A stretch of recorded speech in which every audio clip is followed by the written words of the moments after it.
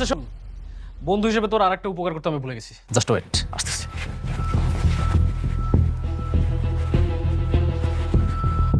এটা নে,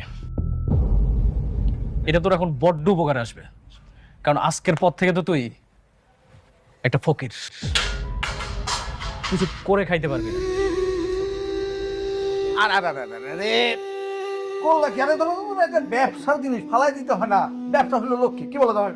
ধরো ব্যবসা। আমি একটা কাজ করি, আমি প্রথমে 2 টাকা কম হয়ে যাচ্ছে।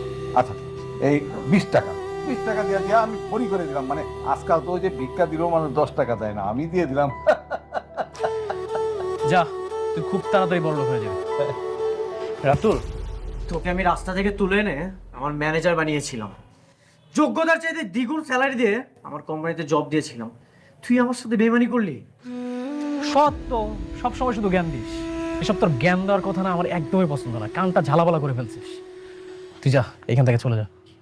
তোর যেটা বলছি সেটা কর। আজকে এই বেইমানির প্রতিদান তোকে একদিন পেতেই হবে। সবাই কিন্তু জাদুকর। আজকে তোর, কালকে আমার। ঠিক আছে, যা, দেখা যাবে। আচ্ছা, এই অনেকক্ষণ ধরে কিন্তু একই কথা বলতে, আমি ভাবছি ঘাটটা ধরে ব্যাক করে দিলাম। এত কথা তো শুনতে ভালো লাগে না। এ রহিম, তোমরা কোথায়? আসো। স্যার, ওকে ঘাট ধাক্কা দিয়ে এখান থেকে বের করে দাও। Don't touch me. এই, তোমরা কার জব করো? কে তোমাদেরকে স্যালারি দেয়? স্যার, আগে আপনি দিতেন, এখন রাতুল স্যার দেয়। সো যে আমাদের স্যালারি দেয় আমরা তার। শোন, আগে দাবাত চালটা ছিল তোর, এখন আমার। আমি যা বলবো তাই হবে। তুই মনে রাখিস, দাবার চাল আমার কাছে আসতে সময় কিন্তু বেশি লাগবে না। যা, বাইরে গিয়ে ভিক্ষা কর। আউট।